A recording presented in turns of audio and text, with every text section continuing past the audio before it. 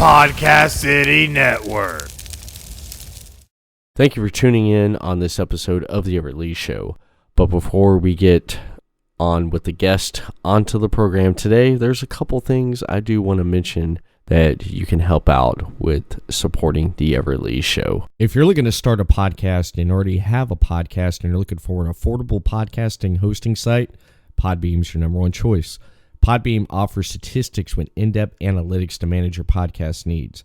Use the promo code podbeam.com/pbsignup and get a free month off. That's podbeam.com/pbsignup to get a free month off and see why 1,500 episodes have been shared all over the world in the past 11 years with over 3,000 subscribers that have chose Podbeam as their number one hosting site. And if you're looking to get into advertising, Podbeam advertising, you'll get $100 off advertising when you sign up as a sponsorship over on podbeam.com/pro/pbsignup.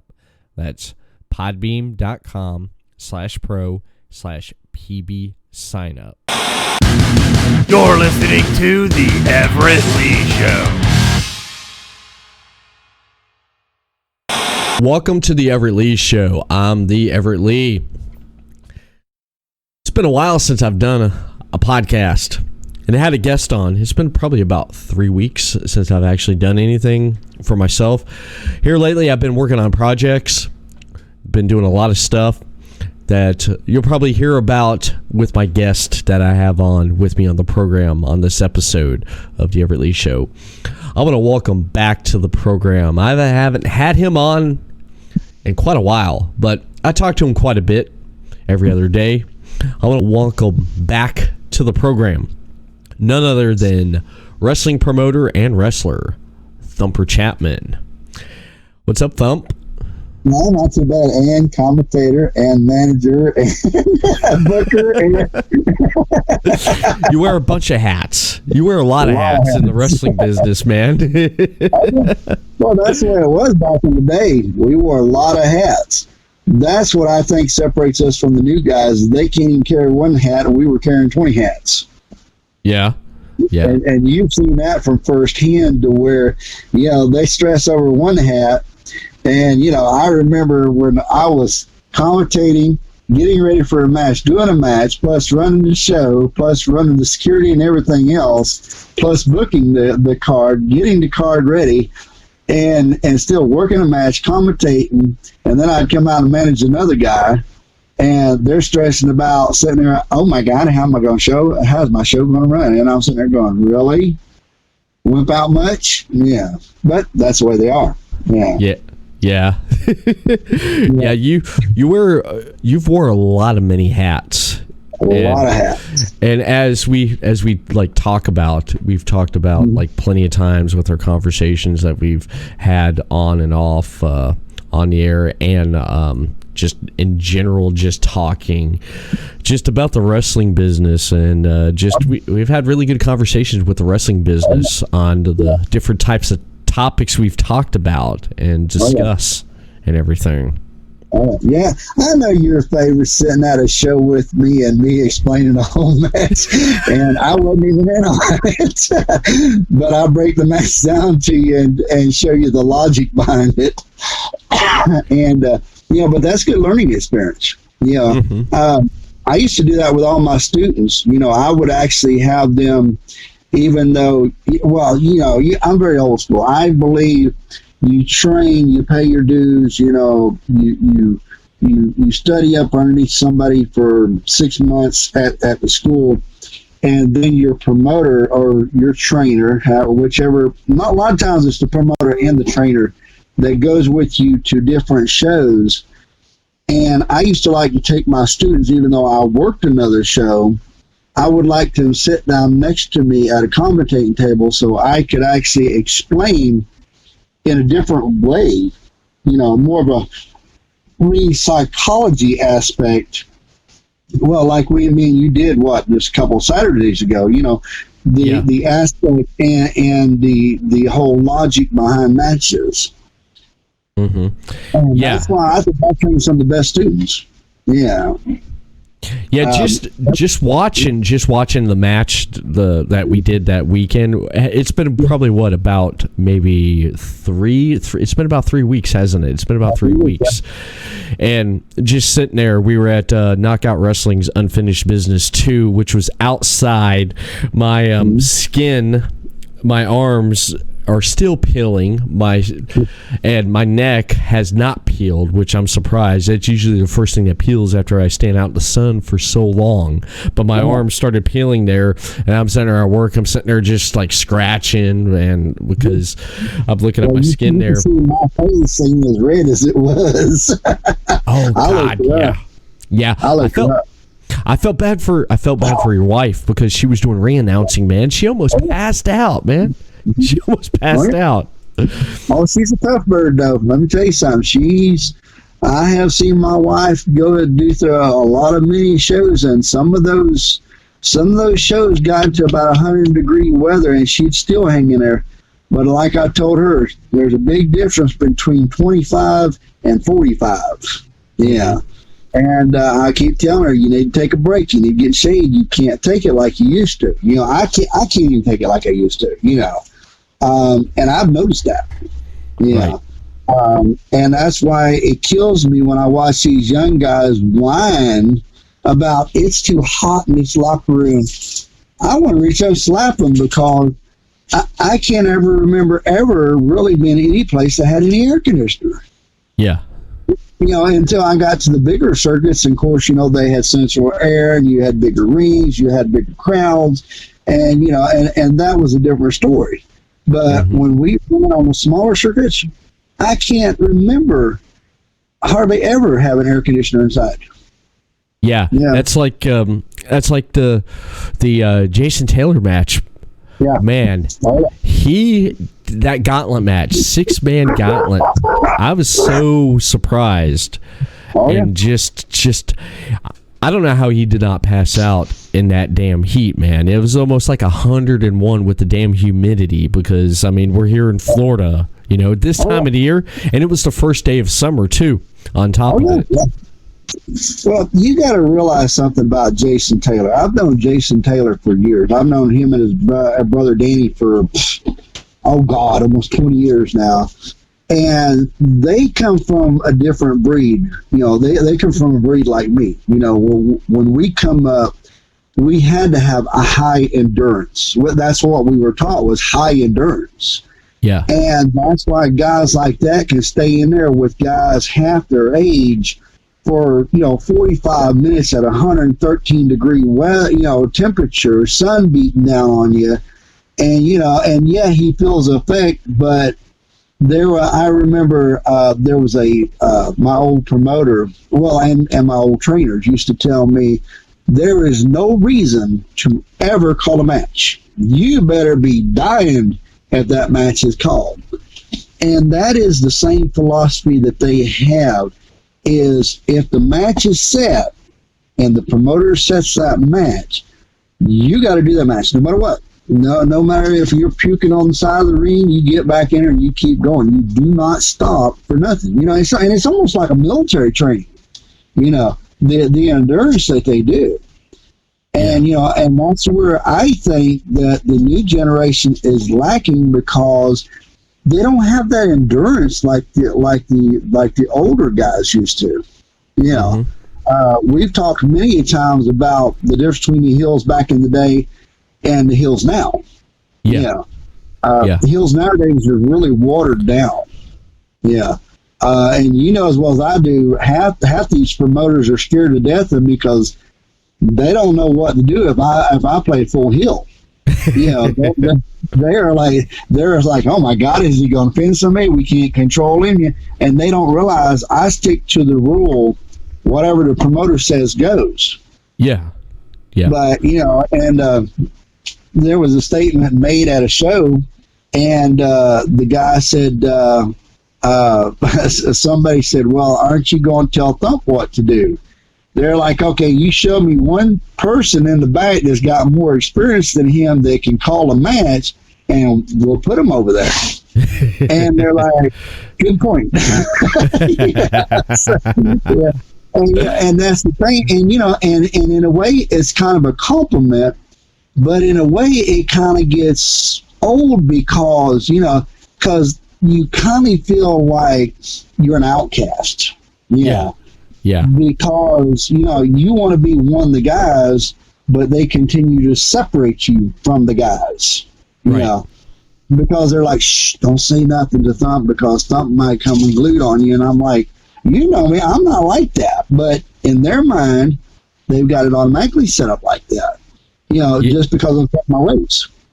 Yeah. It's just you come from that generation there that basically is just if you don't mind me saying, a hard knock generation, because you came up tough and hard, and those values have stuck with you. And some of the newer generation will listen to that because they know that listening to someone who's been through it all and a vet that's actually knows the business and knows this works, this don't work, you're gonna try this, try it because it works, and you know that. And when you do pass that on to people who listen to you, they come back, and I know they're like, you were right, Thump, you were right. Yeah. Well, that's like, I always thought, I was really never a nobody. I was just always thought I was just one of the guys, just a jabroni. And I still think like that. I still think a lot of ways I'm a jabroni in the business, because I'm always still learning. Mm-hmm. And we had a mutual friend. I don't know if he's a mutual friend, but he knows a mutual friend of ours. And it's the commissioner up there in Kentucky. He's the licensing commissioner. And he's like, I remember you. And I'm like, you do? He called off the federation I worked at years ago. And I was like, you still remember that? He's like, oh yeah. He said, everybody knows who Thumper Chapman is. I was like, is that a good thing or a bad thing? He said, Thump, we know you don't take no crap from nobody. I was like, okay, when somebody from 4 other states comes back and tells you that, you either A, made a mark for yourself, or you made a lot of enemies along the way. And not a lot of times, both ways. You made enemies and a mark for yourself. Yeah.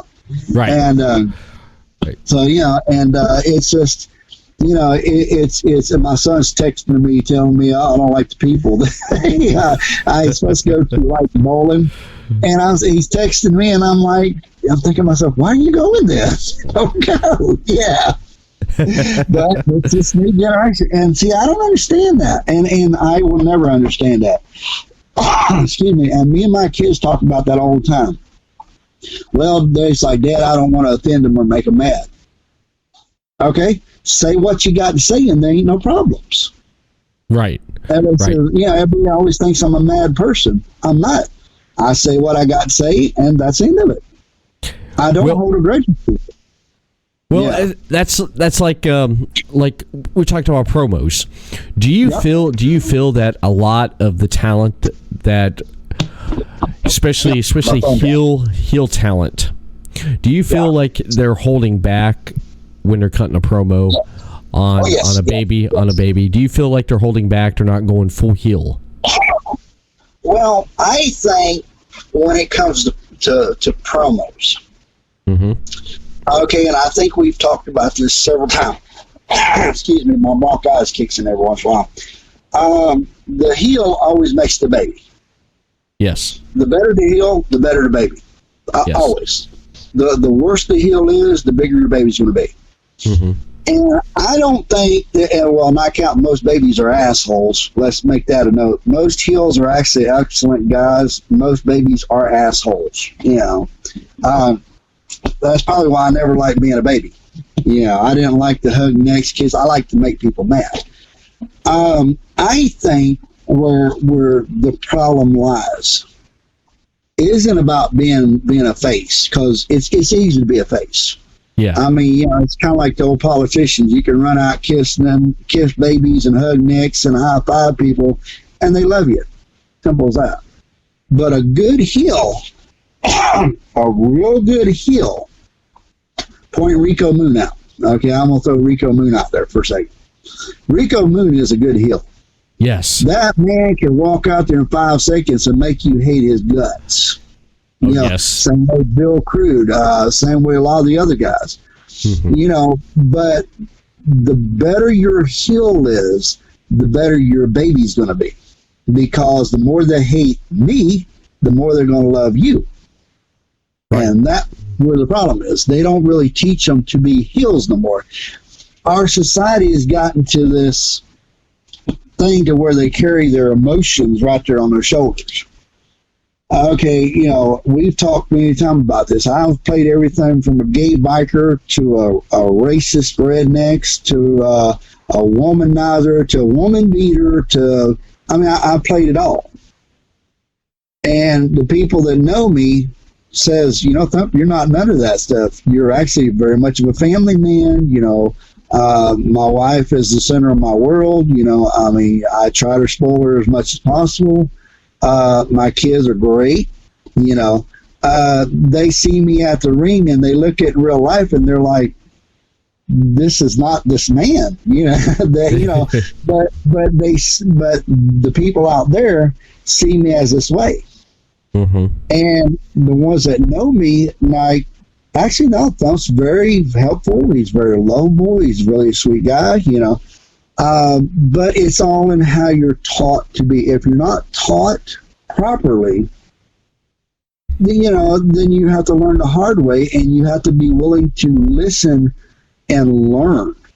Yeah, Right. I remember one time I thought I did a good heel, and I was walking there, you know, my chest was all beaten out, and I was like a gorilla beating my chest, because I thought I was a good heel.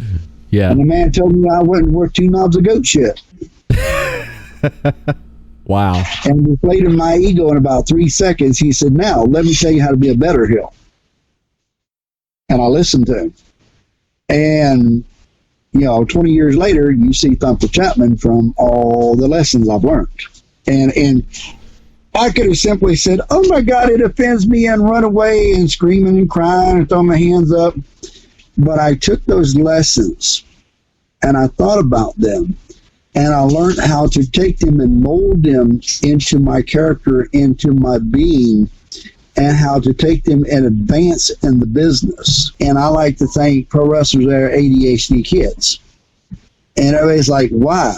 Well, if you can ever sit them down and get them like an ADHD kid and focus on what you're saying, they listen. Yeah. But if you can't, you might as well give them some Ritalin to calm them down. Yeah, because they're a bunch of bullheaded kids. Right. Yeah. I remember Venom.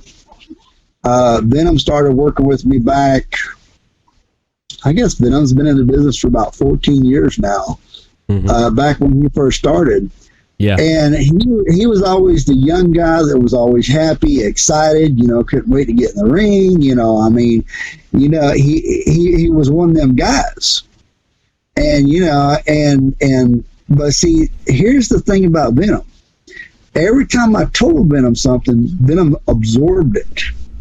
Right. And he put it in his character. And same way with his trainer, Dalton Kelly.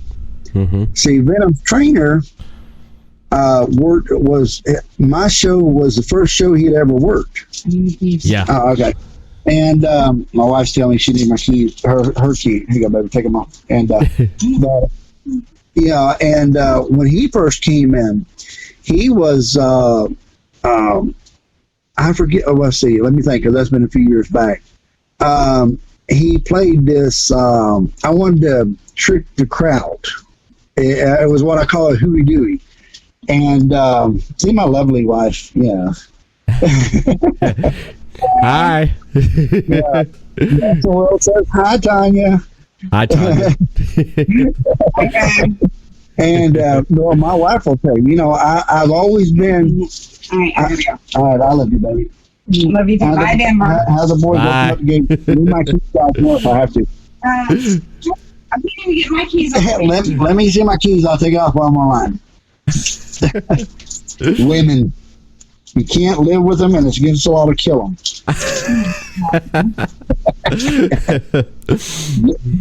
Ain't there a statute that says, wait a minute, don't you have an insurance policy? No. Nobody said, I edit that. I have one of the boys up against my gate. Oh, man. But, my wife would kill me if I said that. Man, 19 years of marriage, man. And you'd be surprised if you say, yeah, because we never take each other serious, you know. Right. But Dalton Kelly, I've always been known as this wild card. I always have been, you know, from day one from the business. So Dalton Kelly resembles Mick Foley a lot. And I said, hey, don't you have a Mankind gimmick? He said, well, yeah, actually I do. Good. Now he was about 3 months into the business. Okay, I just broke my own rule. Never put nobody in the ring unless they've been training for 6 months. Right. But I had a backup plan for this. The whole match had every one of his trainers in it.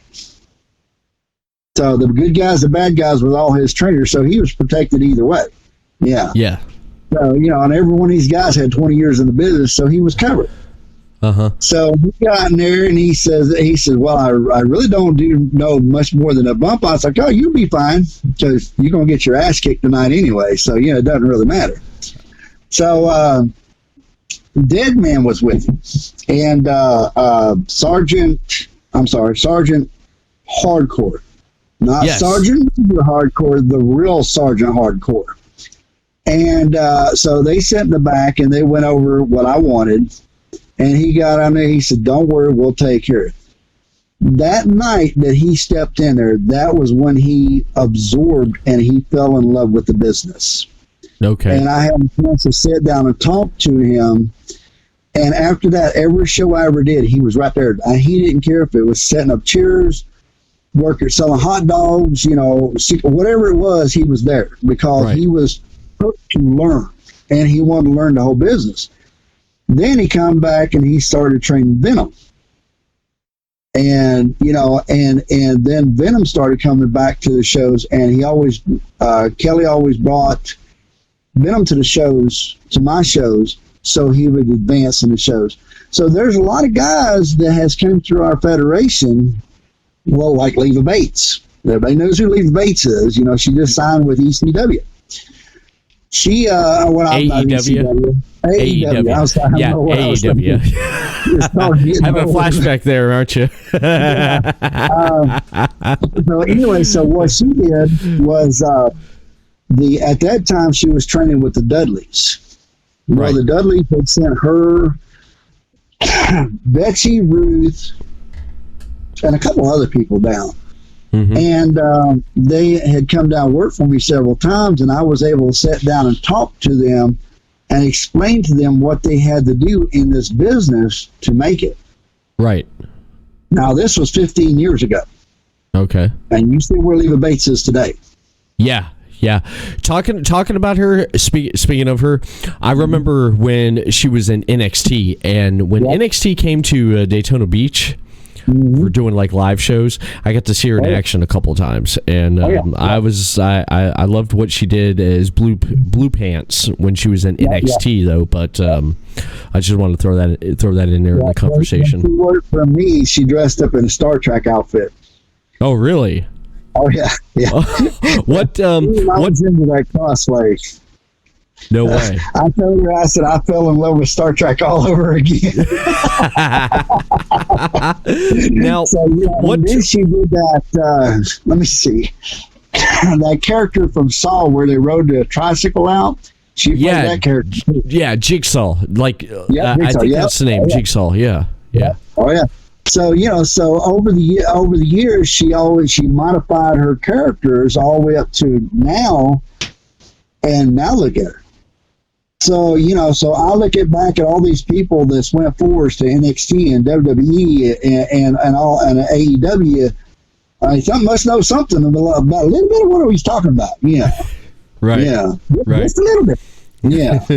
And somebody asked me one day, how come I never went to WWE? I said, that's a real simple answer. Vince McMahon's an asshole and I don't want to work for him. Right. Right.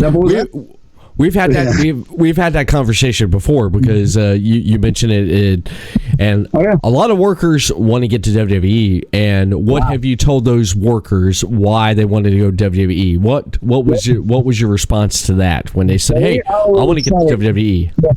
They always say they want to make it to WWE to be a professional. And I always look at them and say, "You dumbass, you're already a professional wrestler. Why do you want to?" "Well, I want to get off the indie circuit." "Okay, WWE is still part of the indie circuit. So what? You want to make more money? What do you want?" "Oh, I want to make more money." "All right, sell your merchandise. Get out there and push yourself. Advertise yourself, promote yourself, and then before long, you'll be making money, and then you won't even think about WWE." Wanting to work for WWE is people that has watched WWE. They sit back as little kids say, one day I want to be a WWE person. My first 3 questions, and we've talked about this, before I train anybody, I ask them, "Why do you want to be a pro wrestler?" When they say WWE, I say, "Get the hell out of my ring. I ain't going to train you." "I want to make money." "Get the hell out of my ring. I'm not going to train you." They're like, "Well, I've always loved the business." Then you are the one I will train. Right. Because if you're thinking you're going to make it rich in this business, you might as well quit. If you think you're going to make it WWE, you might as well quit. Because it's harder now to get there than what it was 20 years ago, even 10 years ago. Right. If you don't love the business, there's no reason to do the business. Mm-hmm. That's the key. I never wanted to do it because whenever I got into the business, I loved pro wrestling. I didn't love WWE. I didn't love all these other things. I loved pro wrestling. I loved every aspect of it. I loved the creativity of it. I loved the feeling that I could make people feel. I like to say, I like to play with their emotions. I could make them happy, make them mad. I could make them sad. I could make them love me. Either way, I can sit there and play with their emotion like a bunch of putty. Right. I love that. Because it's like being an actor, but it's like being a stuntman, but you piss me off, I can kick your ass too. And that's what I love about it. So it's got all the characters that anybody would ever want in it. And it's a brotherhood like you've never met before. Right. I mean, they still have their ups and downs. They still have their glitches. They still get their mad. And my Jack Russell kid still keeps jumping up on my bed, and I don't know why. Come on, Lord. Come on. Every time you hear that, Dawson's doing it. I call her Thunderbuck. I call that sassy. That's Mama's dog. Mama's wife says she's up my behind all the time. Yeah. Kind of like my dog. Kind of like my dog right now, Thump. My dog is sitting right underneath this desk right here, just laying right here asleep right now. And I'll tell you what, right now, the neighbors are like blowing up fireworks right now, shooting them off like a world war right now. I am surprised right now that he has not jumped up and started barking. And my beagle does that. He's out. Yeah. That's why they're back here with me, because Mama's not here no more. Yeah. But one thing I did want to cover tonight is about outlaw federations. Yeah. Now talking about one thing that we were just sitting there, discussing about with like a worker wanting to get into WWE eventually one day, but a lot of promotions talking about promotions now. Have you, like outlaw promotions, have you seen a promotion start out as an outlaw promotion but eventually progress into a well-known promotion? And have you seen promotions just stay as an outlaw promotion? Yes, I've seen that too. I have seen guys come in as an outlaw promotion and realize their weaknesses, and then they ask for help to teach them, and then they actually become a legitimate promotion. Right. That's the key. And I'm going to say something that a lot of the veterans will disagree with me about. It's wrong about it to be outlaw promotion, but in a way it's not either. As long as you want to learn the business. And everybody says, but Thump, what's an outlaw federation? Okay, the state of Florida is passing this law to where you have to have your license to run a promotion. You have to have your promoter's license, you have to have manager's license, commentator license, worker's license, and all this stuff, like every other state is. And what brought that up was years ago, Florida was the main draw for WWE, WCW, ECW, all these major federations. The Florida Indy got so bad to where they got every Tom, Dick, and Harry thinking they could they're a pro wrestler just because they go in the backyard and bump a few times. Right. Well, they want to start separating them, and there's so many outlaw federations that they want to get rid of them to bring legitimate promoters in. The problem is probably about 60% of your federations nowadays are outlaw federations. Now, everybody says, what's an outlaw federation? Well, I'm getting ready to tell you. A lot of them don't have their license, their insurance. They've never been taught to be a promoter. They have no idea how to put a show together. They have no idea how to do storylines. They know nothing about it. Right. If you have to hire somebody to run your show and you don't know how to do it, then you're outlaw federation. Yeah. And that's the thing. And unfortunately, that's what it is. Mm-hmm. They're outlaws. And, I mean, stop and think about the Wild Wild West. What did they call an outlaw? Somebody that never obeyed the laws. Right. Yeah. They're pretty much, they're no more than a bench leg promotion. That's all they are. They're nothing legit. The legitimate promoters, and I'm talking about the guys that we talked to over a long time, that know each other. They have a network. Mm-hmm. To where we can contact Kentucky and South Carolina, North Carolina and Virginia and all these other states, and it's pretty much it's like a private network where we can sit there and say, hey, this person did me wrong. Okay, then you know what? We're going to blackball him all through. But there's so many outlaw federations that you can't do that, right? Because they think they already know what they're doing just because they watched WWE when they was 9, 10 years old and they know all about the business, and they don't know nothing about the business. Right. They're going off an illusion, of a character. Right. Remember, we just talked about the Thumper Chapman character. Everybody sees him as this big, bad, scary guy, and actually Thump's not like that. Yeah. But they live off of this Vince McMahon character. And they really don't know how he is behind the scenes. They don't know what it takes to win it. And I think we talked about that too. What all it takes to put on shows. Uh-huh. And you've been to several shows. How many of these shows actually do it properly? It's far and few, actually, from what I've seen, that have actually done it right. Because talking about outlaw promotions, I wouldn't even know if I would actually call it an outlaw promotion, though. But it would lead into my question about running promotions would be: do you think there's too many fans that run promotions nowadays because they watch it on TV and then they decide, I buy a ring, they buy a ring, and then let me buy a soundboard so I can run sound, and then bam, there you go. But from what I've seen at shows and stuff, a lot of them are run properly and a lot of them are not run properly because of too many hiccups and stuff. But also too, with at first I didn't really understand was match cards. Here's your match card for the night. By the time the show starts, halfway through the card, it can change with a person not showing up or a person showing up late and then just getting shifted around and stuff.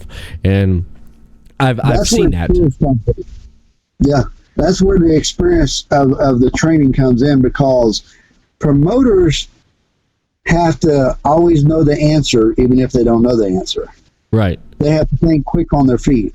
Right. A fan cannot think quick on their feet because they don't know the business. You know, they're just standing there with their thumbs up their ass going, I don't know. What do I do? What do you think I should do? You will never, ever hear a legitimate promoter ever ask anybody, what should I do? Right, Never. because they already know what to do. They already If know they what don't, to do. they're going to fake their ass off. Yeah, and it'll work. Yeah. Yeah. Right. Yeah. Because they've had that experience. Say, okay, we did a show back a few years ago. I think it was called, I went down to help the promoter. It was SPW.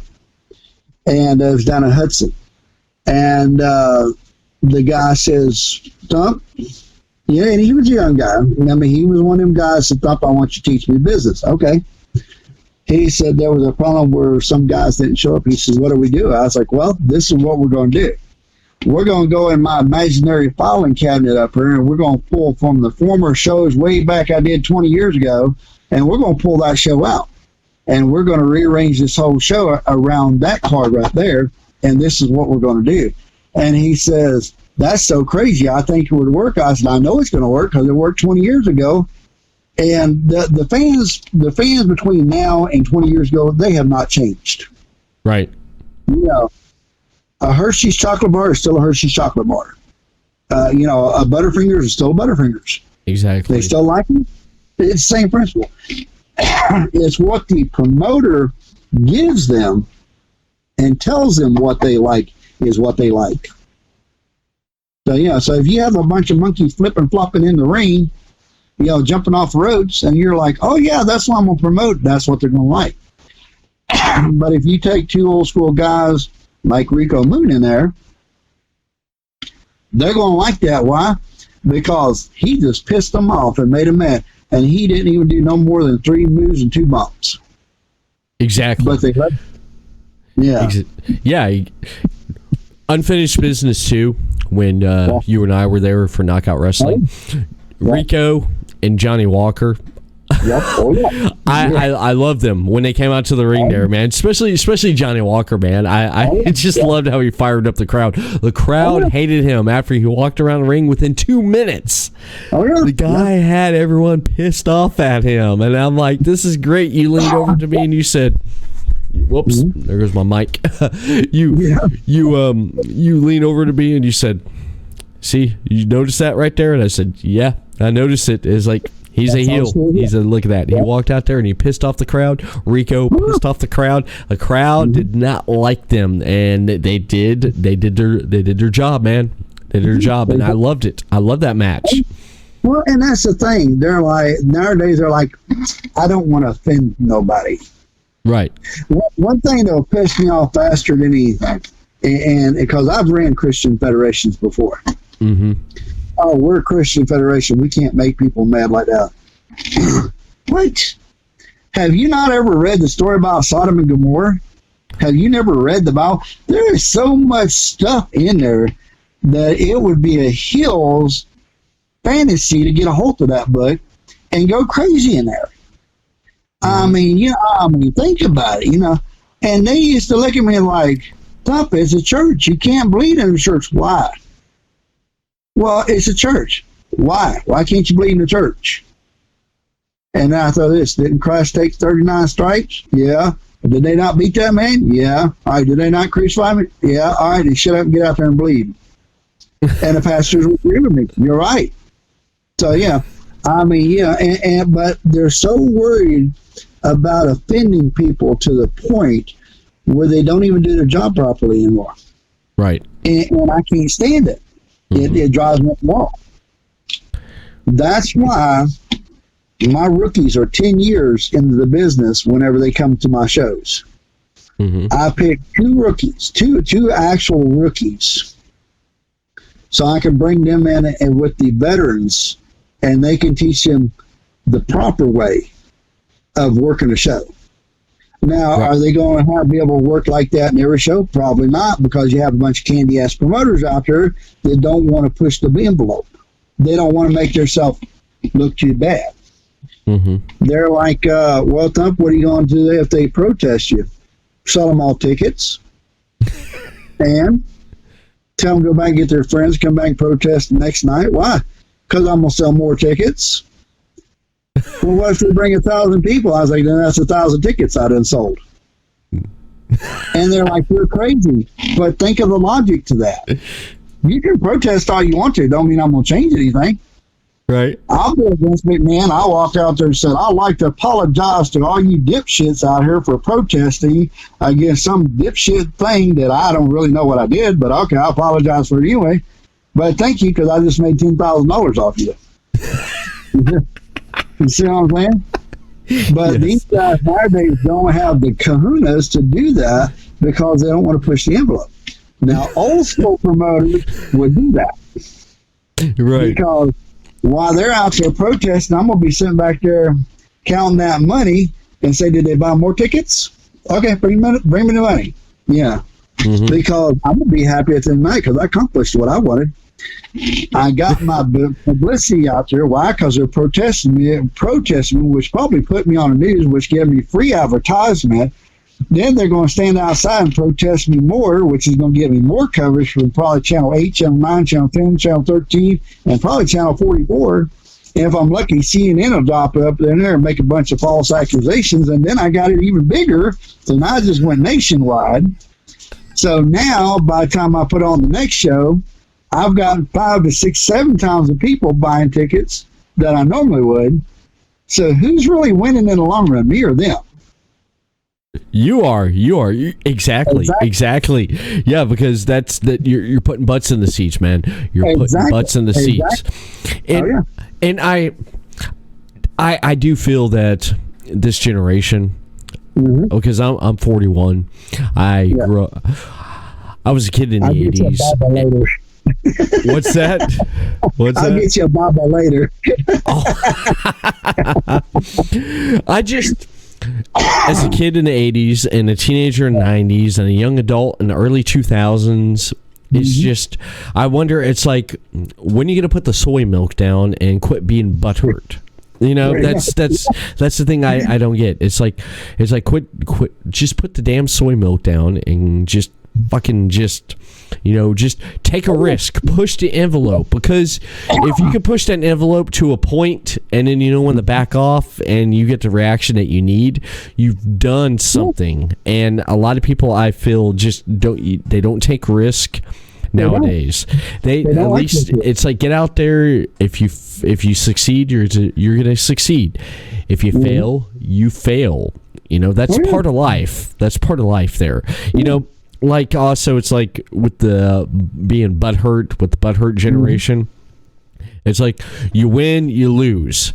It's like, now if you lose, you get participation trophies. Yeah. I didn't get that. I played baseball, minor league, major league growing up, baseball. We made it to the championship, and the 2 years the first year I played minor league, made it to the championship playoffs. It was my team and another team. We lost. We went home basically with our asses handed to ourselves. The winning team went to Dairy Queen and got ice cream. Okay, we went home basically like with our feelings. Only winners get sprinkles. I didn't get no damn sprinkles. I went home and just with the dirty uniform and had to throw it in the washer and went to bed. That was it. Now it's like, it's funny you said that, because I was in a locker room one night and somebody says, it was a younger kid, and I won't mention their name because I love them to death, so I won't mention their name. Thump, I didn't mean to offend you. The whole locker room starts laughing, and they're like, what? I said, Thump's old school. You don't offend him. If you offend him, he'll slap shit out of you. I said, but I don't get offended. Yeah. I said, I have been called everything in this book. The only thing I'll hurt you for is if you call me a liar. Then I'll hurt you. You can cuss me out as much as you want to. Just don't ever call me a racist, and don't ever call me a liar. And those two things, you'll live to see tomorrow if you don't, as long as you don't call me them two names. Yeah. Right. Because I've always tried to keep my reputation. I'll tell you real quick, I'm an asshole. When I'm at a show, my shows, I'm an asshole. But I got money on the line, and I don't like to lose money. Now, if I'm at a show, I'll be an asshole. If you say, hey, Thump, come here, you're going to get Thumper. If you say, hey, George, come here, you're going to get George. Simple as that. However you call me is what you're getting. Mm-hmm. That's old school. That's working your character. Yeah. And that's why you see a lot of guys in the back, the older guys say, hey, George, come here. Yeah, man, what's up? Yeah. But the younger guys call me Thump. Well, guess what? That's what you get is Thump. A sarcastic, weird prick. Yeah. And I think Nick figured that out, because now when he calls me, he says, hey, George, hey, man, what's up? I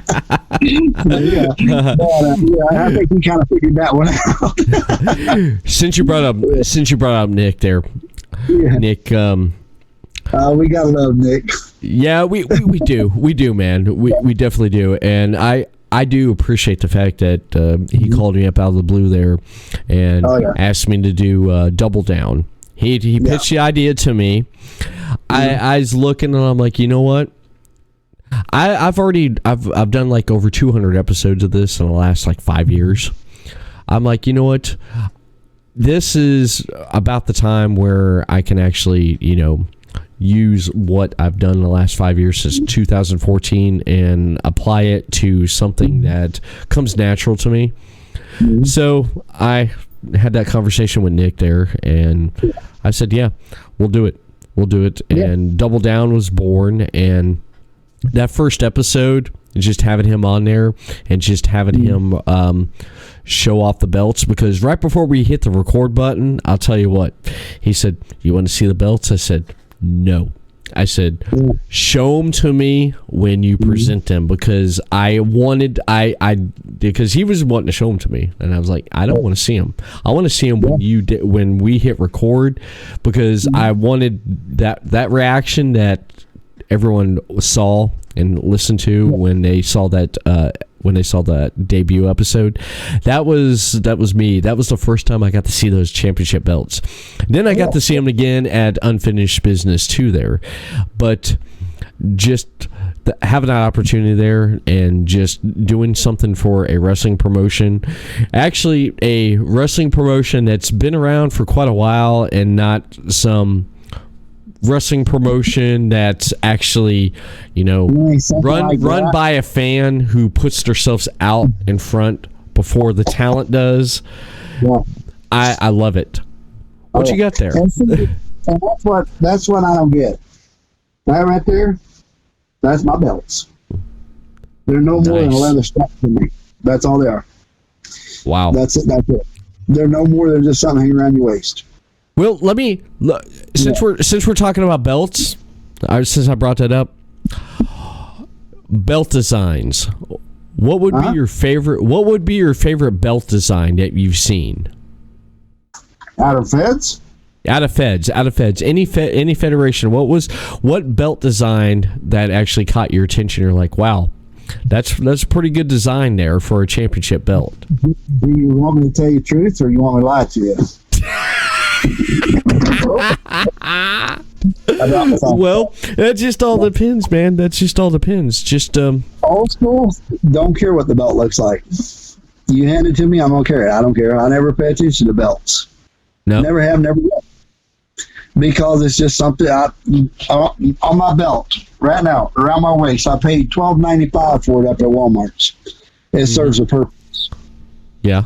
I couldn't even tell you what WWE's belts look like. I couldn't tell you what AEW's belts look like. I couldn't even tell you what knockout belts look like. I'd never pay attention to them, because they're just a fake trophy that just they hand say, okay, here you go. I don't pay attention to them. The only thing only time that I pay attention to my belts, or any belts, when I sit there and say, okay, we got to make this belt look good for the crowd. What are we going to do? Oh, I got an idea. And whenever they print it out and show it to me, I throw it in a bag, set it in the corner until show day, and that's about the only thing I ever pay attention to. Yeah. Most of you old school guys don't care about belts. A legitimate worker does not pay attention to the belts. It's a rookie mistake that I'll say, oh my God, did you see the new WWE belt? Oh my God, it was so phenomenal. Okay, do you have the $2 million contract behind it? No. Then what do you care for? It's a belt. It's a belt that they're going to put out there to sell at Walmart. So some little kid goes, Daddy, I want that belt. I like that belt. That's all it's designed for. Right. I mean, it sounds like an asshole, but that's the truth. It's just something that they can sell for the next kid to come by and want to buy. Right. Now, one question. I think I asked you this the last time I had you on. Was who makes the belt? Does the belt make the man, or the man make the belt? The promoter makes the belt. The promoter does. Mm-hmm. So stop and think about it. The man don't get the belt unless the promoter gives it to him. And the promoter also makes the worker. So who makes the belt? And who makes the worker? I've never really thought about it that way. That's I never thought about that way. I've never really thought about that's why belts mean jack shit. Yeah. If you look at and this is the way promoters look at it. The honest promoters that will tell you, we see workers as product. We see belts as product. We sell the workers. We sell the belt with the workers. I don't care if it's who actually holds the heavyweight title at Knockout. I don't even know. Venom. Okay, Venom. Yeah. I couldn't even tell you who the belt holders are. I honestly, I couldn't even tell you who WWE's belt holders are because I don't ever pay attention to it. Venom is Same a product. here. Yeah, he's a product. As a worker, he's a product. Okay, they build him up and they give him the belt. Now he has to take this belt as one product and sell it. Yes. So that way you can sell the belt and sell the little figurines of the worker. So if we made Venom figurines, we would have to sell him as a product. Right. Then we can make belts of Venom's belts and sell them as a product. And that's how it's designed. See, I never thought about that way, and I never really thought about that way. That's a good point. I mean, that's facts right there. That's facts right there. I never really did think about that. So because asking me what kind of belts are out there is asking me who made that pin. True. Right. Yeah. Yeah. You see what I'm saying? Mm-hmm. That's how you spot the real workers from the marks. Yes. That seems like a term that's been thrown around and stuff there. Marks, the mark, you're a mark for this, you're a mark for that. It's like our mutual friend said that he probably told you this story because he told me this story too. Our mutual friend of ours said that he was at a show and he was in the back there with Hogan and Savage, and Hogan asked him, said, "Hey, what's the crowd look like? What's it look like out there?" And he pulled the curtain back and he looked. He said, "Yep, the arena's filling up with marks." And then all of a sudden, Savage jumped up and said, "Hey, we are all marks. We're marked for something. We are." But a real worker is a mark for the business, not an individual. See, me, I'm a mark for pro wrestling. I mark out to pro wrestling because I eat pro wrestling, I drink pro wrestling, I think pro wrestling. So pro wrestling, I'm a mark for. Right. Do I have people I look up into the business? Of course. I look up to my vets, you know. Why? Because if it wasn't for them, I wouldn't be where I am. See, that's a big difference. A mark is somebody that's going to cream their jeans and get weak-kneed when Hogan walks by or Randy Savage walks by. That's a mark. Or, oh my God, yeah. A worker's not trained like that. Yeah. A worker is trained. You never mark out to another worker. You shake their hand, you show them respect, and you leave. Mm-hmm. You're a mark for the business, not for the worker. Because what are you going to do when you're up there with that man in the same ring? And in fact, Kool-Aid, I'll put him out there. He ran into Shawn Michaels one night. And I told him, I said, now when you see Shawn, don't mark out, dude. If you do, I'm going to slap the front out of you. And he said, when Shawn Michaels had asked him, was he working at Walmart? I was like, yeah. Shawn Michaels shops at Walmart, just like Thumper Chapman, just like Denver, just like the rest of us do. You know, they have to buy groceries and clothes and stuff like that. He says, all I could think of, Thump said, if I mark out, I'm going to slap you. He's going to slap me. Shook his hand, as a worker would. He said, yes, sir. No, sir. Showing respect because he is his veteran. You know, he is a veteran in the business. Listen to his stories, learn from his stories, just like he was taught. And he said that was the best conversation I have ever had with the man because I learned so much.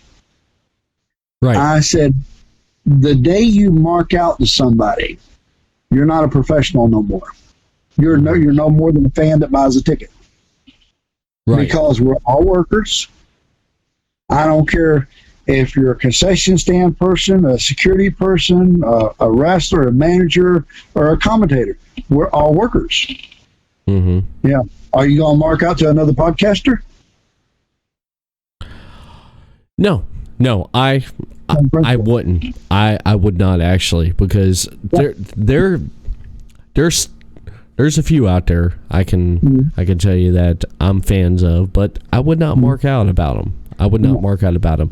I don't even mark out when I was part of that one show, which I will not name. And I was in the bathroom in the stall there taking a piss, and I look over and there's Shannon Moore. Yeah. And I had a conversation right there with Shannon Moore. Just a conversation. Didn't mark out or no nothing. This is like the rest of us does, yeah. Exactly. I'm sitting there. He's at the sink there. I'm sitting there just talking, just talking about what we just experienced and just what we went through. And I wasn't there like, oh my God, Shannon Moore. When I did leave the conversation, I said, hey, I did enjoy your matches, everything you did that I've seen in WWE. I appreciate everything you've done. And he said, thank you. And I said, you're welcome. And I left.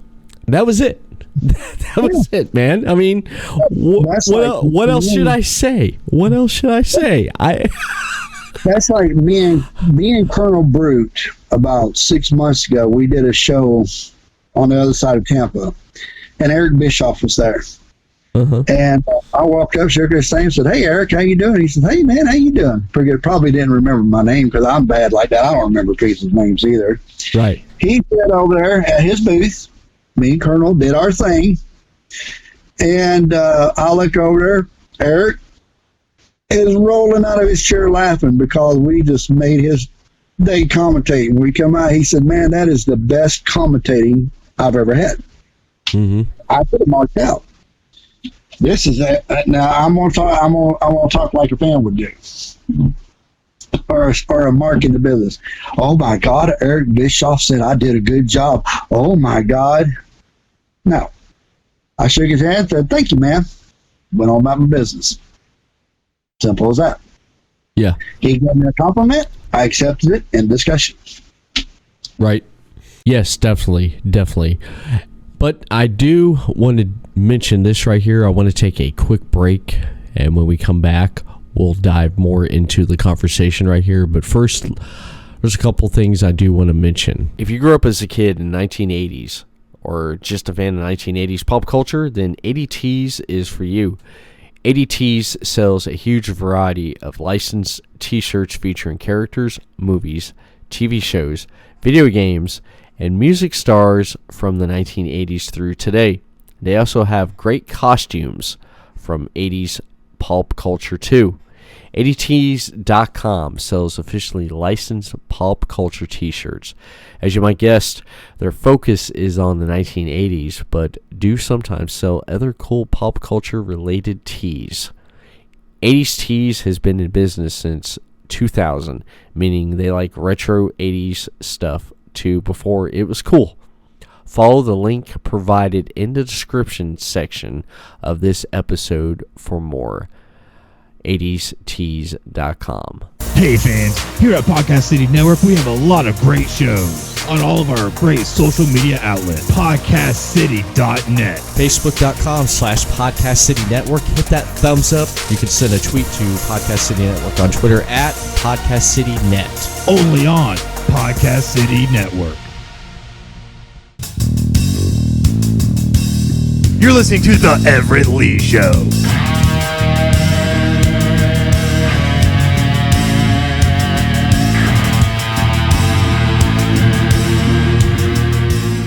Last year, I probably told you this here. Last year, AEW did Fyter Fest here in Daytona Beach at the Ocean Center. Me and my wife went. We went. We sat there and we enjoyed the show. We sat next to. Actually, no, it wasn't Fyter Fest last year. It was the year before. It was right before AEW did the Fyter Fest there, where they did the cross promotion with not Game Changer. No. CEO Gaming, I think it was. At that time, it was still New Japan. Kenny Omega and all them were still in. It was New Japan did a cross promotion. Well, they came to Daytona Beach. And where me and my wife got seats at, we sat next to a guy who came down from Cocoa. And he said, I'm on vacation. I heard about this coming here, so I decided to come. So we started talking to the guy and talking about wrestling and everything. And then they were doing a meet and greet with the Gorillas of Destiny. I know you've heard of Gorillas of Destiny. So he said, would you mind walking over there and going with me? I was like, yeah, no problem, man. I was like, he's like, he had his camera. He's like, could you take a couple pictures? I was like, yeah, fine. Yeah, I'll do that for you, man. I'll take snaps of pictures for you. He's like, oh, I appreciate it. We're walking over there. Bobby Fish is standing right there with his girlfriend or wife. I don't know who. And he's like, he looks at me and he stops and he's like, it's Bobby Fish. And I'm like, don't mark out. And he was like, okay. And he's like, I was like, keep it cool. And he was like, okay. He's like, I just want to go over and say hi and take a picture. He's like, here, you want to take a picture? I was like, all right. Before we can take a picture of Bobby Fish, one fan walks by. He looks again, and I'm like, please don't look. And he looked again, and all of a sudden, oh my God, Bobby Fish. I'm like, fuck, it's over. Here comes everyone. He takes some pictures and gets the hell out of there. I'm like, it takes one damn mark to ruin it all. But because all they want to do, they do not want you to come up and say, oh my God. They just want to be a normal person. It's okay to come up and say, how you doing? Nice to meet you, man. Enjoy your work, and leave. Well, this is out. It becomes a nightmare for them. Exactly. So during the event, we looked over by where they did the meet and greet with the Gorillas of Destiny. I have a couple pictures of that we took, that he took with my phone for me, because I went up there and met them. Cool, really nice. I was like, hey, love you guys, love what you do with their Bullet Club and everything. They said appreciate it, and took pictures, shook their hands, said have a nice day, and they're like, enjoy the show, thank you. And now I went on. But Simon Gotch, who was Simon Grimm, who went to Ring of Honor. Simon Grimm, you know what I'm talking about? He was in NXT with the Aiden English. Well, he was there just to join the show. After the show, I went back down and I ran into him.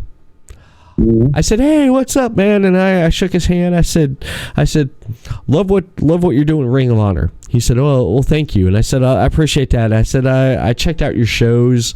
I met you a couple times. You probably don't remember me when we did a meet and greet with NXT. And he was like, oh, okay. I was like, remember in Daytona live events? He's like, oh, yeah.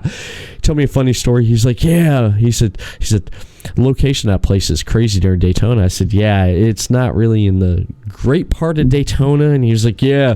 He said us and the boys saw a cop taser a homeless man behind the building, which we laughed about. And I joked with him about it there, and I talked to him, and I said, well, I shook his hand. I said, appreciate everything you're doing and hope to see more from you. And he said, thank you. And let me ask you this: did the homeless man go, or was he just like? I don't know. I didn't get that far, man. I didn't get that far, but that's something I would have said. But I had a normal conversation with him. I thanked him and everything, and I walked off. So I went back to my wife there, and the guy that we met, and I was like, he's like, were you talking to Simon Grimm? I said, yeah, I was just talking to him. He's like, you didn't take a picture or anything? I was like, no. I just went over there and said, hey, what's up? Normal conversation. That's all. I didn't. It was like, it's like, I've gotten to the point in my life, Thump. Yeah. I don't need to mark out. When I first met Jimmy Hart, inside I'm like sitting there, I'm like, oh my God, this is Jimmy Hart. But I'm like, it's Jimmy Hart, man. And so it's just, I've gotten to the point. No different than Thumper Chapman or Everett Lee. He's no different. Exactly. Some people are, they mark out for something. I mean, we all mark out for something. We all do. Yeah, I mean, we have. I refer to it as our vice. We have a vice we like to go to. What's that? You put a girl like a woman in a song, I mark out. I'm not gonna lie, I mark out. Yeah, we pretty much. There's that one thing in our lives that we will mark out about. We will. I pretty much mark out with really great, like, independent movies that are done. I mean, there's cheesy ones, but it depends on like the story and how it's done. I mark out on certain comic book based movies, but other than that, I mean, wrestling, I don't mark out as much as I did when I was a kid. Like, oh my God, that's like, I can't believe they did a moonsault off the ring into 5 tables. I'm like, somebody asked me one time, when was the last time you watched WWE? I can't remember. Have you seen the new NXT? I was like, what's an NXT? I didn't even know NXT was out there until like 2 months ago. Right. Because I don't watch it. I mean, if I happen to see it on my Fire Stick, I may watch 2 minutes of it and say, that's crap, I don't want to watch it. Because I believe too many people watch that stuff and steal ideas from them. I remember a time when WWE stole ideas from us. And now you're stealing ideas from them. Mm-hmm. This is backwards. Yeah. Right. And that's the thing. That's why I don't like to watch them, because I don't want to participate in the crap that they're throwing out there. I want to do my own stuff. Yeah. Right. Yeah. It's like Jim Cornette. I met him back in 2017. Yep. I think it was actually 2017, 2018. I can't remember. Crazy. Yeah. I was talking to him, and one of the best advices that he gave me, and he mentioned this on a recent podcast he did when he was talking to FTR. They were formerly known as the Revival in WWE, but they're right now doing stuff in AEW. And I was listening to that conversation there because I enjoyed the Revival when they were the Revival in NXT, and even I had high hopes when they came to the main roster, and of course creative crapped on them and they left. I get that, and they explained all that in the podcast. Cornette said one thing in the podcast that he said if you steal something from someone, it's plagiarism, but if you take multiple things from it, it's research. I've always went by that from what I've done and stuff. And it's like, if you create something and you do something, it's good to take a aspect of that idea and actually use it, because if you take something and you're like, oh yeah, I take this, it's gonna, it's gonna be looked at as probably this. It's like, why do you want to be this when you can be that? And you can actually separate yourself from the norm and do that. It's like the way I look at podcasting. Oh yeah. I rarely, back when I first started out, I talked about WWE a lot. But then I realized I stepped back and I looked and I said, how many damn freaking podcasts are out there? All they do is talk about WWE. It's like, it's like, why be a part of that when you could be something else? How many podcasts do you know that are out there, Thump, that actually talk with independent wrestlers? That eventually someday, what if they decide to say, hey, I do want to eventually put on my resume that I did do something in WWE. You know what the difference is? They're marks and you're not. That's where it goes by there. They want to run to the WWE because they're big marks at WWE. Me, somebody looks at me and says, well, Thump, WWE's brought more women workers in because they're so much better than men. Right. And I shake my head. I'm like, is that what you believe? They're like, yeah. I'm like, now let me tell you real facts why they bring women in. Why? Because they have 3 factors that men don't have. Because they know you're going to want to watch them in the ring in skimpy outfits, and then you're going to be a big fan of WWE. Because let's face it, you're a man, I'm a man. Which would we rather see? 2 big guys right in the fight, wrestling in the ring, or 2 good-looking hot blondes sitting there rubbing all over each other in a skimpy outfit, putting each other in moves and all this other stuff? It don't take a rocket scientist. Now, if you do 3 or 4 matches of that, you're going to have every pervert in the countryside wanting to watch that match, hoping that their outfit slips just a little bit so we can see something. And that's the way the mind thinks. In reality, it's not going to happen. But they just want to just wait and say, oh my God, they're in the ring. What's going to happen? Are we going to see a butt cheek? Or, that's what they think. Yeah. That's why they watch. When I watch women's wrestling, sometimes depending on who it is and who's in the ring, I feel there's more aggression, and and I hate to say this sometimes a women's match can be more entertaining than a men's match. Well, think about it. It goes all the way back to the beginning of time, to where 2 women used to do an old wrestling match, to a mud wrestling match, to wrestling in the ring. Men love to watch that stuff. Yeah. Okay. So why not put 3 or 4 matches? I mean, if I could find that many women to put on a show, I'd put all 8 matches of nothing but women rolling all over the ring, all grabbing hold of each other, because I'm going to get every perverted man out there to watch it. And you know what? I'm going to sit back and I'm going to count the money while they're buying the tickets. Exactly. I don't care what's going on in the ring. Yeah. Exactly. It's like when Steve Austin had the Broken Skull Challenge. One week he would do the men. He had the men come on, and then the following week he had the women. There was times where the week I'd watch the men, I'm like, oh, come on, man. The following week when the women come on, I'm like, yeah, yes, because they fucking wanted to kill each other, man. They wanted to kill each other. They got it, the aggression. They were like more amped up. I hate to say this, they basically had more testosterone than the men did, man. And I'm like, because I'm like, this is gonna make up from the last week, because I'm like, where the hell did these people come from? And then the following week, and then all of a sudden it's like, I was like, okay, the men, all right. Hell yeah, we rocked. We did good this week. And then, and then the next week would be the women.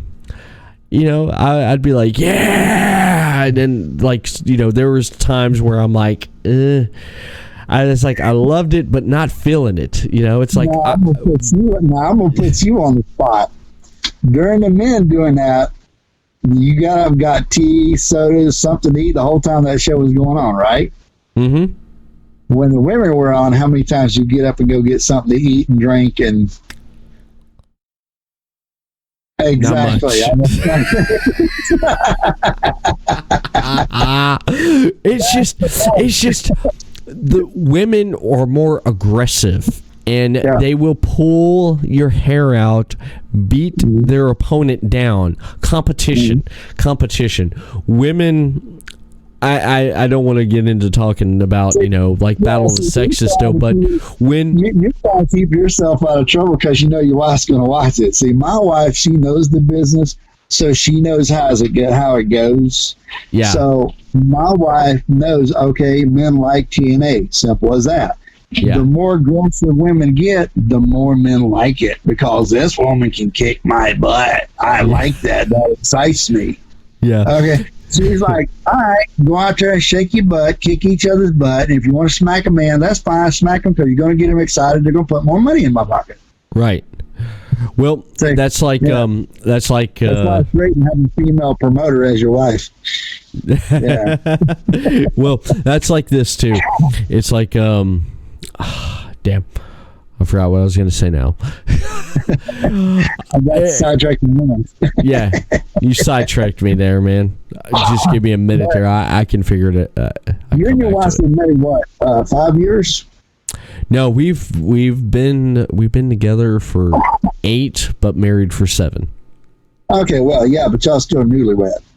19 years down the road, you don't look at the same things you did when you were only 7, 8 years in the marriage. Now, me and my wife can actually pick and say things and don't get mad. So whenever I come up with crazy ideas, like women, she'll look at me, she says, yeah, I think that would work. Because she knows how men think. I know how men think. You know how men think. We know how to get them to put money out to see women. Yeah. That's like, I have a friend of mine that owns a strip joint. Mm-hmm. And he tells all the women this. He says, I know men better than you do. I know what they'll spend money on. Now let's go make some money. Mm-hmm. And he's right. Because as a man, he knows what men like. So he just tells the women what men like, and they go rake in the cash. Yeah. Same principle. Yeah. Mm-hmm. Well, it's all that's all it is. Mm-hmm. Yeah. Well, one of the things, since we're talking about women here, women has here in the last couple years, 2 or 3 years, if you go back that far, have been kind of almost like breaking that boundary that's been, with the separation there. For example, a few weeks ago, we saw Controversial Inc. become the first intergender tag team champion. Okay, now are you talking from a promoter's aspect or as a mark aspect? I'm talking about. Okay, I'll give you 2 perspectives. From a Mark's aspect, I'm like, this is great because in that company, I've not seen that before. So I'm like, hell yeah, I want to see how long they're going to hold on to those belts. Yeah. A promoter aspect, I think it's a good move because that's becoming, people like to see that. So you're going to get that kind of fan base have their butts in the seat. You're going to draw that kind of fan base there as well. You also got to realize I was the first promoter to ever put a heavyweight title on a woman. So, I still see, and this is where a lot of people misunderstand. Workers and promoters see women as men as just that. They're workers. There's no such thing as male or female. They're workers. So it doesn't matter if and I can never remember the name, Controversial Inc. Yes. Or what you call it. Okay. Yes. It doesn't matter to me if they have the belt or not. I don't care if it's a man or a woman or 2 women or 2 men. I don't care. If it puts butts in the seat, that's a great product. You know what I'm saying? Because I could take a woman and throw her in a ring with a man and have them go at each other and fight for a belt. Okay. I've got 2 workers in a ring fighting over a prop. Yeah. That's pretty much all. Okay, if the fans like it, great. I sold my product. You see what I'm saying? It seems cold when you put it like that. Yeah. But that's the purpose. Yeah, that's the cold reality of it. But Oh yeah. it's pretty logic there, and I like that. I like that because I like seeing something that's like that I've not seen before, because I'm like, wow, this is different.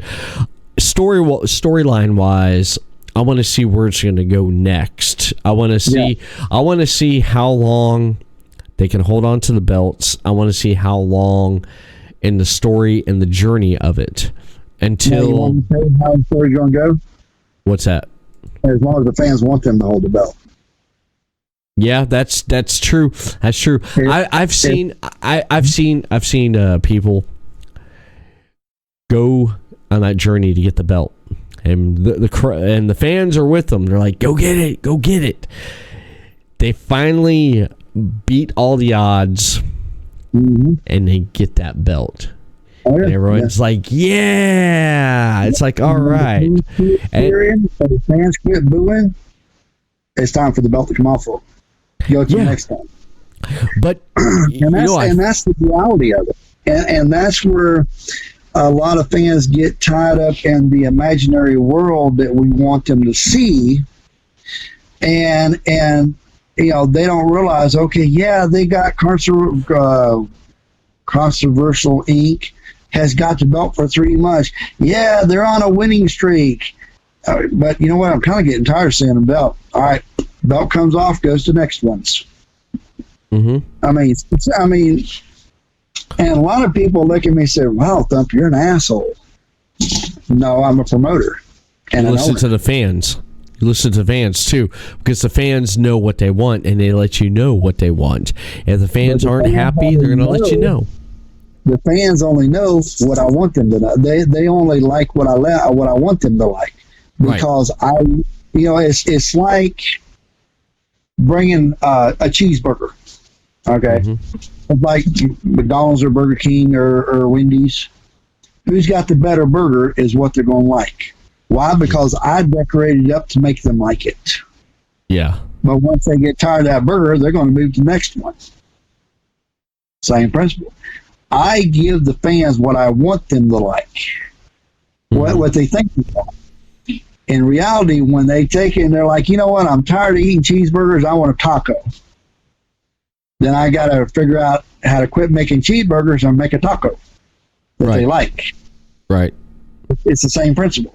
Yeah. Mm-hmm. This week is Controversial Week. Next week, it could be Johnny Z, or it could be Persia, or it could be whoever, whoever I see the fans start cheering for the most, that's 9 times out of 10 who I'm going to put that belt on. Because why? That's the ones that are putting butts in the seats and putting money in my pocket. Agree. I could not disagree with you, and I can agree with you a lot more. Now, talking about promoter, I noticed the shirt that you're wearing there. What's that shirt you're wearing there? That's our CFWE shirts. That's our actual company T-shirts that we're actually selling. We're selling them for $20 a piece, and that's one of many that are getting ready to go to the table for sale. And me and Miss Tanya talked about selling the Chapman shirt. It's got this logo, me and her on it, with the Chapmans across, and we've got several other shirts that we're working on to sell at shows too. Yeah, but because we talked here in quite a while here in the last few months there, and you're pretty much you're getting back into being a promoter again, and you were ready to go. You started training again. Started getting some workers in there, and you started the workers. Yeah, you started doing your thing that you've been doing for 20 some years. But then all of a sudden, this pandemic here in Florida actually just started jumping like really, really bad. The media has got everyone scared shit crazy, and with the test, because more testing's being done now, so the numbers, of course, are jumping. So that's scaring the shit out of everyone. So basically, everyone's taking the precautions to be safe. We were supposed to start up in the middle of July. Was our grand opening on our first show back. Mm-hmm. Right. We got canceled because all of a sudden now Polk County's got whatever 10, 20,000, who the hell knows anymore. So they shut us back down again. Yeah. They're like, well, you can have 20 people at a show. 20 people ain't even going to pay my workers. 20 people ain't even going to make me get up out of bed. Right. You know, if I'm not putting 50 to 300 in the butts in a seat, I'm not even making gas money to go down the road. You know, not by the time I pay. If I pay $200 for the building, then I'll pay each worker whatever they're getting paid to get there. Then I'll pay for the gas, the ring maintenance, and everything else. I've done dropped $2,000 in it, so I've done lost my butt. Right. If I make $300 out of the show and spend $2,000. Okay, I'm not going to mention no names, but that's a person we know. His philosophy that he would do: put $2,000 in the show and make $300. Yeah. And you worked his show before, I think, running sound system. Yeah. Yeah. I know exactly who you're talking about, though. We're not going to give him the publicity on my show here because we don't want to get anyone blue. So yeah, I know exactly. Yeah. Yeah. Yeah. And as my I can't repeat what my wife says, but I'll put it in the better terms. If it don't tickle my feet, I'm not going to do it. Exactly. And you don't need 69, 73 people to run a Facebook page because I didn't know they took that many to run it. But besides that, it's put a halt on what you plan on doing there. And I just want to know, because I've not asked you this even on off camera, off the record. I'm going to ask you on my show here. Okay. When do you see you'll be able to get up and running and do a show? When do you see that? What I'm looking ahead of time? About 2 to 3 months. 2 to 3 months. And I'm going to say it, stupid people don't quit writing and things actually die down so where we can actually do shows. Yeah. Because in reality, I don't care what anybody's feelings is. My job is to put on a show to mess with their feelings and to make money. Right. So they can protest all day long. I don't care. I don't care. They can protest the moon's green, the sun's yellow. I don't care. Yeah. All I know is you're stopping me from making money and putting on a show. Then I have a problem with that. Yeah. Right. You know what I'm saying? It'd be the same thing if a promoter come in my area and said he's going to run against me. It's the same principle. Yeah. Because you're stopping me. Yeah. And I don't like that. Yeah. Well, we can blame that damn virus from the Chinese government. That's my conspiracy. So, but it's affected everything that I've loved and enjoyed, like especially professional wrestling, independent wrestling. So it's basically done that, and that's just my conspiracy and thought on it, though. But I have people on a daily basis calling, Thump, you going back? Yep. As soon as this crap gets over with, we're going. Oh, my God, I want to buy a ticket. And I'm like, well, I got the tickets, but I can't tell you exactly when we're coming back. I probably have at least 100, 200 tickets sold automatically, and I ain't even put that first flyer out. Fly out. You basically got like 200 pre-orders. Just because they heard Thumper Chapman and CFWE's coming back. Yeah, a lot of people's waiting for it. A lot of people's looking forward to it because you've had that fan base just sitting there for a long time. Oh yeah. Yeah. And what's bad, a lot of those are actually workers just buying tickets. Wow, that's amazing. That's amazing. Are you how's your animosity and your excitement for this? It's business. Business. Man, am I excited about running again? Oh yeah, of course. Yeah. I thought you were talking about, am I getting excited about, pro wrestling? I'm like, it's pro wrestling. I mean, I do it for a living, so I mean, yeah. But yeah, I get excited about running, but see, I'm different than everybody else. Everybody else, I feel they're trying to make a name for themselves. Right. It's not about that for me. Yeah, because I mean I've been around so long. It's not about making a name for myself. In reality, if I could have my way, I would be in the back and never step out front. You know, I don't have to be seen. I don't even care to be seen.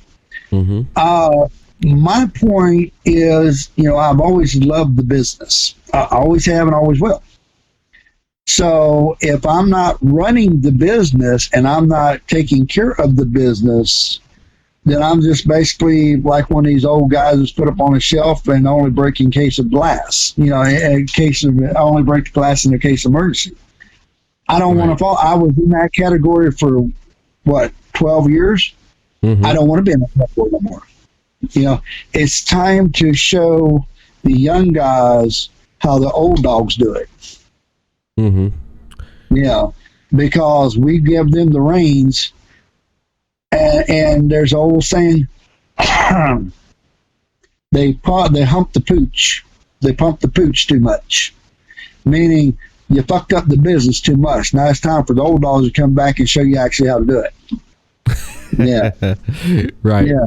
And you know me, Everett. I tell them right straight in their face, you fucked up the business. Now it's time for us to come back. And they don't know what to say because I'm so outspoken. Right. Okay, they think I'm outspoken now. Wait till they come to work for me. And then they're really going to see a man that really tells them what I think when they screw up in the ring. Yeah.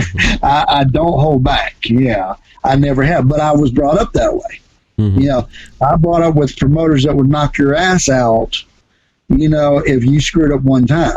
They had no problems telling you how worthless you was by screwing up in that match. Right. So, yeah. Right. Yeah, so you don't hold back, and that's one of the qualities I like about you is you don't hold back. No bullshit. You don't beat around the bush. You tell it like it is. People know how to take you, or they don't know how to take you. People who know you know how to take you, and it's like, well, that's just how he is, and that's just how it is. People who don't know how to take you, they step back and they don't know. What do we do with it? Yeah. I mean, and, like you, I mean, people that know me know I'm a very lovable guy. Yeah. Mm-hmm. I'm very outspoken, but I'm a very lovable guy. Yeah. Yeah. The ones that don't know me, they're like, what do we do with him? Yeah. Right. We don't want, do we want to say something out of Temco? We might get shit slapped out of us, and probably will. Yeah. But the ones that get to know me realize, Thump's just here to help us, or Thump's he's just him. He's old school. That's the way he is. Yeah. Exactly. Yeah. Exactly. That's just how you are, man. That's basically just how you grew up in the business there. And I think a lot of people that we've mentioned about, talking about different workers and stuff, they've picked up a lot from you, and they've used that, and I think it's great, and I've really do appreciate, and I enjoy the conversations that we have off camera. There's 5 reasons why I'm outspoken. Well, my mom and dad made me that way, but one, I have no anxiety. I have no stress. I like everybody until they prove me otherwise. I meet very few people I don't like. Believe it or not, I know a lot of people think I don't like them, but in reality, I like a lot of people. And, you know, and sometimes my wife will tell you, I could be hard for her to take because if she said, honey, can you go make me a cup of coffee? Can I have a cup of coffee? I'm like, yeah, sure, you can have a cup of coffee. She looks at me, can you make it? And I'm like, well, you just asked, can I have a cup of coffee? Yeah, you can get up, go make your own coffee. Yeah. She's like, no, can you make it? I said, you didn't ask that. You said, can I have a cup? Yes, you can have a cup. Can you go make me it? Well, yeah, I can. I can go make you one. And she says, will you? That's the key factor. Will I? No, I don't want to go make you a cup of coffee, but I will. Yeah. Right. So, yeah. So, you know, right. It's logical to think about that because too many. And here's what I was taught years ago, and I have learned this because, you know, my dad used to work in the carnivals as a pro wrestler. Yeah. Okay, so I come from the oldest blood in pro wrestling. Mm-hmm. Trust me, they don't get no older than that. My dad would have been 115 today. Wow. If he was still alive. That's amazing, man. My grandmother, I just want to throw this in here.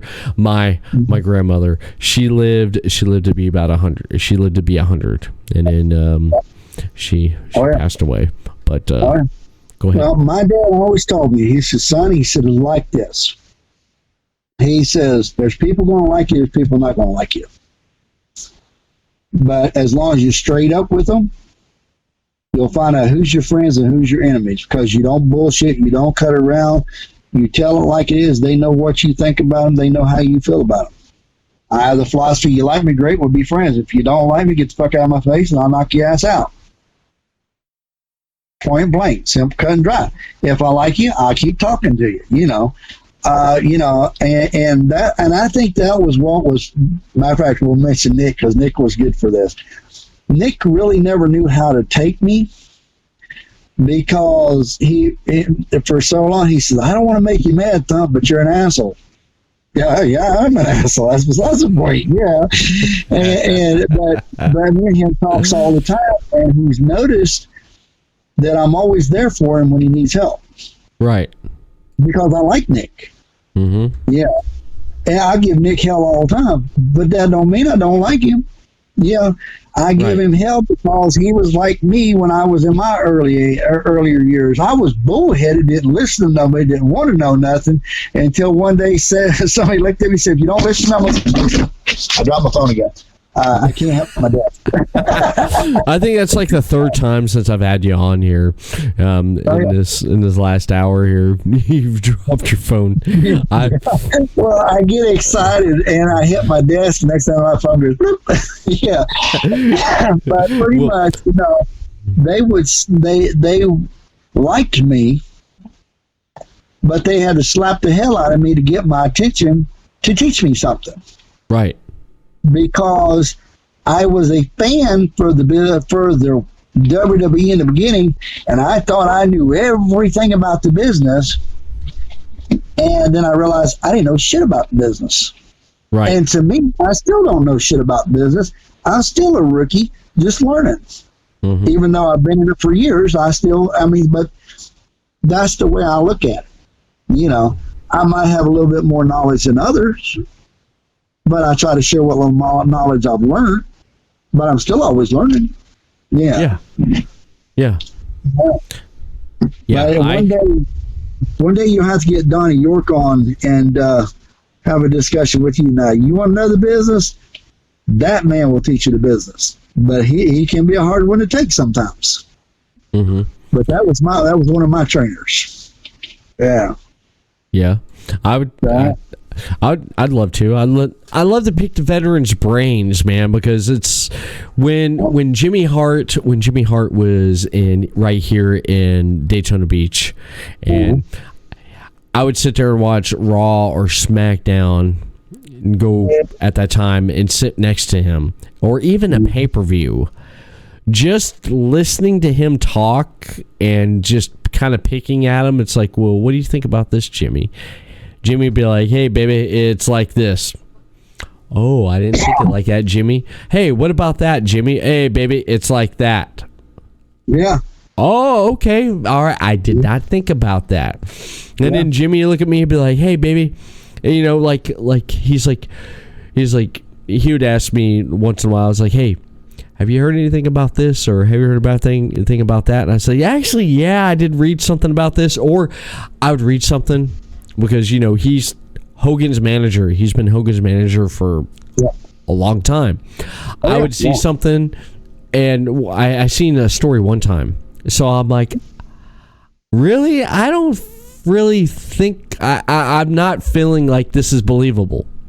So I said to myself, I said, I'm going to go to Jim. Next time I see Jimmy, I'm just going to ask him. So I saw Jimmy, and when I had a moment, I said, you don't mind me asking, I read this here. You know, and Jimmy would say, yeah. And he basically say, that's not what it's about. It's about this. They made it into, oh, I gotcha. And I love that aspect of it because it's like, really? Let me just ask the source. It's like, hey, you know anything about this here? You know, they mentioned Hogan or something. He'd be like, no, that's BS. He would let me know if it was BS or not. And then he'd be like, yeah, there's something like this though, but they're making it into a bigger thing than what it is. I gotcha. Okay, that's good to know. That's all I needed to know. Thank you. You start looking at it like this. We know, technically, I never left the ring. But Thumper Chapman retired. Now, you was at the last show I was at when I worked around the ring. Thumper Chapman retired, but I didn't. Think about that. You should understand what I'm talking about. Yeah, so And see, now, do you ever retire from the business? Right. You know what I'm saying? Yeah, you don't. You never retire back from the business because why? I don't know if it's an addiction or it's a love for the business. I haven't ever figured that one out yet. That keeps drawing us back to it, right? In some form or fashion, you know, some form. Yeah. Yeah. So yeah. And like tonight that you played a character for me. First time you ever played a character for me. That was something that you've never done before.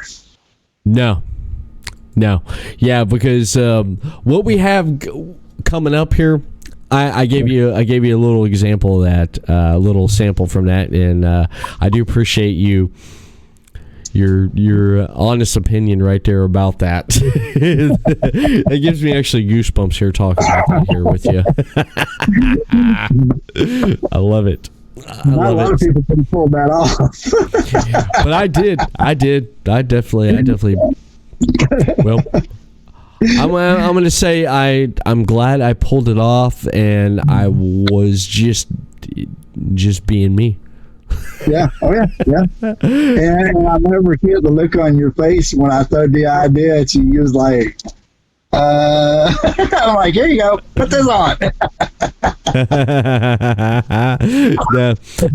was. That was nice because I showed a couple. I mentioned it and showed a couple of friends, and they're like, wow. You're doing that? I'm like, yeah, I'm doing that. I said, it may go further, and you know what? Whatever needs to be done, I'll do it. And, you know, I look at it like this, and I go back to this. I don't care if I'm in the back. I don't care if I'm in the ring. I don't care if I'm around the ring. I don't care if I'm selling hot dogs. I don't care if I'm sitting at the commentating table. As long as I'm in the business, I'm happy. It don't matter with me. Mm-hmm. Yeah, my true love has always and will be owner and promoter. Yeah. Do I love the ring? Yes, I love the ring. I love around the ring. But I've always loved the creativity better than anything. Thinking quick on my feet. I love that because it keeps me sharp.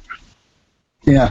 And it also makes me laugh when I watch these new guys running around with their thumb up there going, what do I do? I don't know what I do. You know, I love watching that because I'm sitting there going, you dumbass.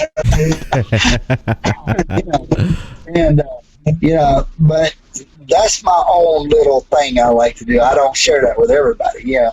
But with me, it's always promoter and everything. But I see my kids calling me, and we've been here for about an hour and something minutes. So yeah. We're gonna wrap this up here. I do appreciate you coming on because you asked me. You just like, hey, when am I coming back on? I was like, actually, you know what? I haven't done a fucking show in 3 weeks. I need a guest. You're like, right here, man. Why don't you're like, fucking ask me. I'm like, okay, you want to come on the show? And you're like, yeah, I'll do it. Because I don't look at us as on the air. This is no more than me and you talking on the phone. Yeah, this is basically our basically the conversation people's getting to see, man. You know, it's like I just have to watch it sometimes because, like my wife says, other people watch what you talk about, and I'm like, oh shit, they do, don't they? It's like I love those conversations where you call me up and you're like, you won't believe the shit that I heard today. Check this out, and I'm like, what am I going to hear today? Because it's always something new. It's never the same fucking thing. That's what I love about it. It's never the same damn thing when I talk to you.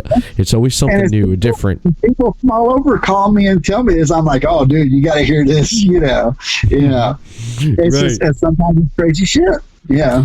Yeah. But it's what I call the Underground Railroad. It's the wrestling phones.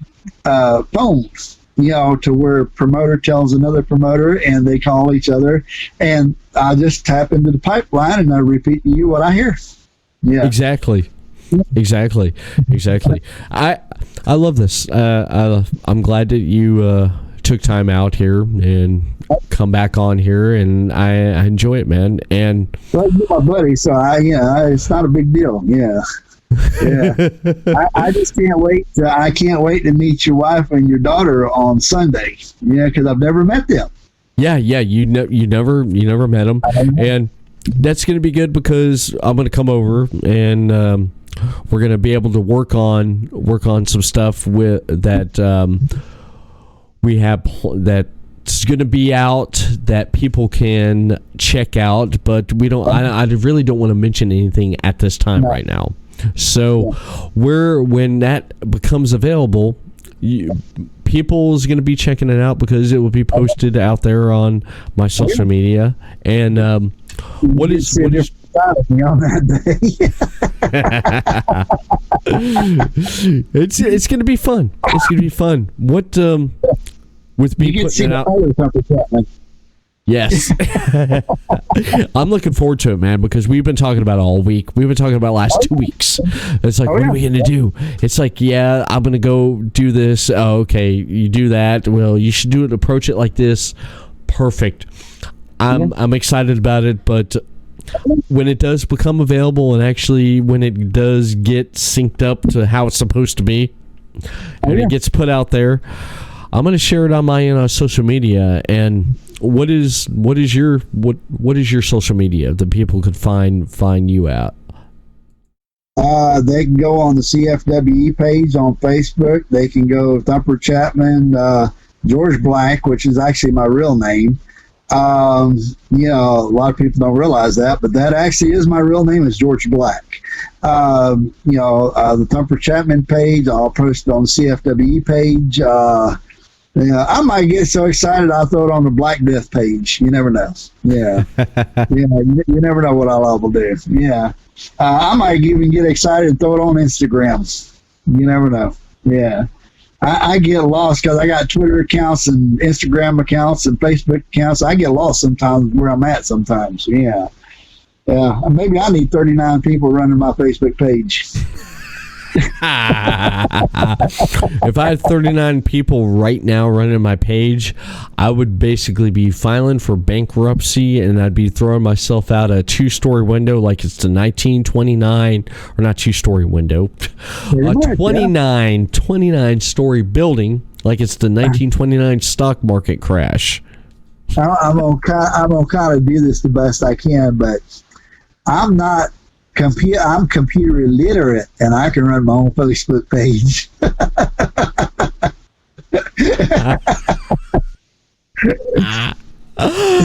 Oh, this is why I love you, man. This is why I love you. I need to dye my beard blue again. That's what I need to do. We're going to end this right here. I don't want to get too blue about it. So you can follow Thumper Chapman.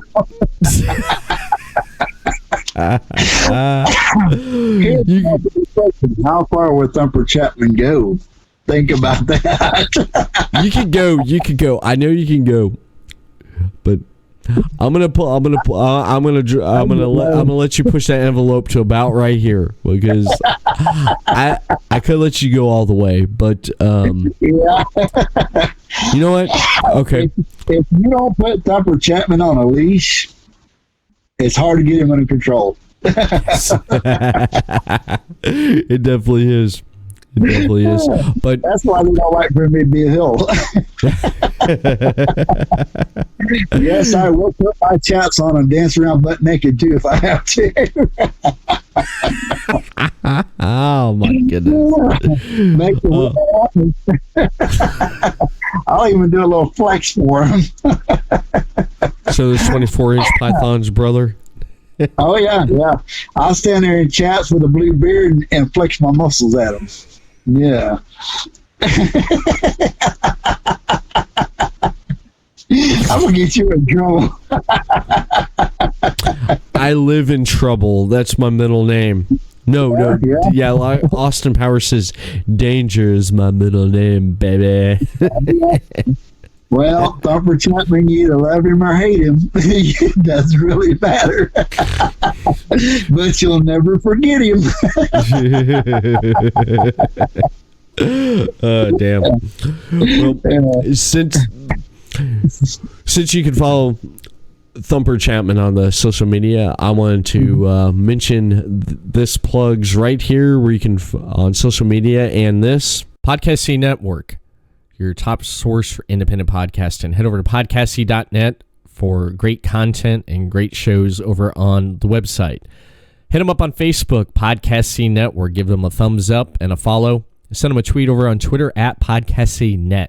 Subscribe to their YouTube channel for video podcast over on Podcasting Network and on Twitch, Podcast City Network. You want more Everett Lee? Then hit me up on Facebook. Give me a thumbs up and a follow, Everett Lee Show. Twitter at @TheEverettLeeShow. Instagram, Everett Lee Show. And audio portions of this podcast and previous released podcast, head over to YouTube, The Everett Lee Show, Stitcher Radio, iTunes, Podbean, and iHeartRadio. When I need a logo or graphic design done, I use 3Count Design. 3Count Design offers a wide range of graphic design products, video, photography, and other forms of media. Everything from t-shirt designs to websites. For more information, head over to facebook.com/3countdesign. That is facebook.com/3countdesign. When I want to kick back a few cold ones with my friends, I head over to City Limits Taproom. City Limits Taproom has a wide selection of TVs to watch your favorite sports, indoor and outdoor seating, and they are pet friendly. City Limits Taproom also has food made fresh to order, and the grilled cheese is excellent. I recommend the grilled cheese and the apple pie cider with fries on the side. You can't go wrong with that, baby. For more information for upcoming events, head over to facebook.com/City Limits Taproom. I want to thank Thumper Chapman for coming on here on the Everett Lee Show, as always. And I want to thank everyone for tuning in, for viewing and downloading this audio and video portion of the Everett Lee Show. And Everett Lee signing off. I will see you all again next week with another new episode of the Everett Lee Show. Peace. Everybody had a good night.